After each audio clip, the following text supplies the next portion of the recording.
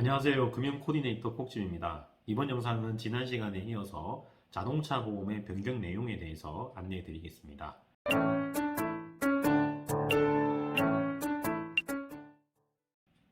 지금 표가 하나 나갈 겁니다. 표를 보면서 제가 말씀을 드리겠습니다. 보험금 지급 기준 구체화와 일상생활 속 보장 확대를 통해서 국민 편익을 증진하겠다. 이게 이제 두 가지 주요 내용인데요. 위에 거 2번 같은 경우에는 지금 병원하고 보험회사 측 입장이 좀 팽팽하게 맞서는 부분들이 있습니다. 그 2번에 1번에 보시면 상급병실 입원료 지급 기준 개선, 한방 분야 진료 수가 기준 개선, 자동차 보험 진료비에 대한 신사지치 확대. 이거는 뭐냐면 보험사하고 병원이 그동안 계속 다투어왔던 부분들입니다. 즉 보험사는 과잉 진료다, 혹은 필요 없는 돈이 나가고 있다, 이런 입장인 거고요. 한방병원은 아니다, 병원들은 아니다, 그냥 우린 치료하고 있는 거다, 이런 부분에서 다툼이 많아서 이것을 어떻게 줄일 것인지에 대해서 구체적으로 만들겠다라는 겁니다.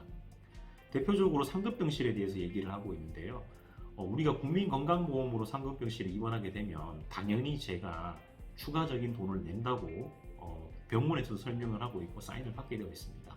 그런데 일부 한방병원 같은 경우에는 자동차 보험의 상급병실의 기준을 정확하게 알고 그 약점을 가지고 들어오기 때문에 이것을 막아야겠다는 측면에서 만들어졌다는 겁니다. 이게 무슨 얘기냐 그럼 이런 겁니다. 자동차 보험은 원래 상급병실을 인정하지 않습니다. 그런데 부득이한 사정이 있으면 통상 7일 정도에 대해서는 인정해 주도록 약관이 그렇게 되어 있거든요. 그래서 일부 한방병원에서는 이 약관 규정을 이용해서 기준 병실을 다 없애버리고요. 6인실 이런 걸 없애버리고 그냥 2인실, 3인실 같은 상급병실로 돌려버리는 겁니다. 이 병원에 입원하면 상급병실밖에 없는 거죠. 그러면 어떻게 해요? 보험회사가 원룸 비자목계로 상급병실료를 줄 수밖에 없는 겁니다. 이런 불합리한 것들을 좀 줄이겠다라는 게 2번에 해당하는 부분이고요. 3번에 해당하는 부분, 즉 표 한번 다시 볼게요. 일상생활 속 보장 확대를 통한 국민 편익 증진이라고 되어 있는데, 이거는 이제 국민들, 이 영상을 보고 계시는 시청자분들, 대다수 시청자분들에 해당하는 사항인데요.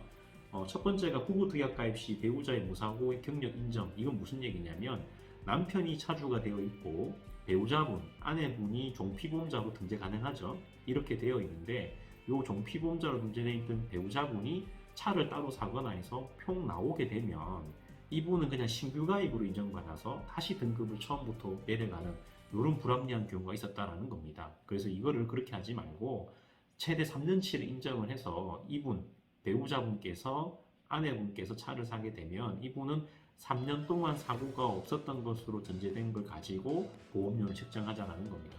그동안 이렇게 하지 않았어? 예, 안 했다는 겁니다. 그래서 이렇게 바꾸라라는 얘기라고 생각하시면 되고요. 두 번째, 군인의 상실 수익액 보상의 현실화. 이건 뭐냐면 군대를 가지 않았던 사람, 미필자나 군대를 갈 예정이신 분, 혹은 군에서 근무하시는 분이 자동차 사고로 사망을 하게 되면 우리가 가지고 있는 일반 근로임금보다 훨씬 낮은 군인임금, 사병들의 군인임금이 굉장히 낮잖아요. 그걸 가지고 계산하니까 군대를 가지 않은 사람이나 혹은 군대를 가야 할 사람, 혹은 군대에서 근무하고 있는 사병이 교통사고로 사망하게 되면 상실 수익액, 즉 앞으로 이 사람이 일을 할 거를 가정해서 돈을 주는 것들을 좀 적게 주는 부분이 있어서 이거는 군대 복무를 하기 때문에 오히려 더 마이너스 되는 거 아니냐, 이걸 현실화하자, 이렇게 바뀌었다라고 보시면 됩니다. 그 다음 세 번째 보시면 낙하물 사고에 대해서 우리 정부보장사업에서 인정하도록 해주자라는 건데요. 대물은 되지 않습니다. 정부보장사업은. 이게 무슨 얘기냐 그러면 도로, 고속도로를 가고 있는데 갑자기 앞에서 큰 물건이나 짐이 내려와서 내 차를 딱 부딪혀서 내가 크게 다쳤어요. 근데 이 차는 가버렸어요. 그리고 못 잡았어요. 그럼 나는 어떡합니까? 내 보험으로 다 처리를 해야 되는 불합리한 경우가 있었죠. 그래서 이 경우 못 잡았다 그러면 다친 나에 대해서는 정부보장사업에서 책임보험 범위 내에서는 처리를 하겠다라는 거고요. 초과되는 거는 무보험을 하시든 다른 쪽으로 해결하면 되는 거니까 일단 그렇게 보완을 하겠다라고 보시면 되겠습니다. 그리고 마지막으로 상실 수익의 할인 방식을 개선하겠다는 건데요. 이거는 무슨 얘기냐면 상실 수익이라는 말 다시 한번 정리를 해드리는 겁니다. 만약에 제가 30살 남자인데 30살인데 60살까지 정년이 있는 회사를 다니고 있었어요. 근데 교통사고로 제가 사망을 하게 된다면 저는 30년 동안 일할 수 있는 부분들을 보상을 못 받는 거잖아요. 그래서 이 30년치에 관련된 일하는 손해, 일 못하는 손해, 이게 바로 상실 수익액이거든요. 근데 이 금액을 계산을 하는데 예를 들어서 30년 동안 일 못한 손해를 다 더해보니까 뭐 10억이라고 가정을 해볼게요. 10억이다.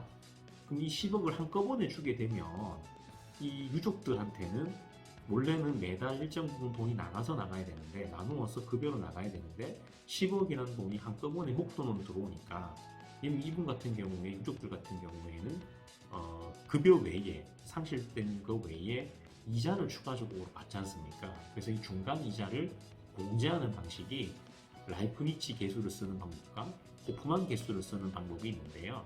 라이프니치 계수를 쓰는 방법이 고객들에게 훨씬 더 많이 공제를 하는 방식입니다. 소송에 가면 다 호프만 계수를 쓰고 있거든요. 그래서 많은 분들이 보험회사하고 합의 아직 안 된다, 금액이 낮다고 얘기하는 이유가 이 이유도 있었다라는 겁니다.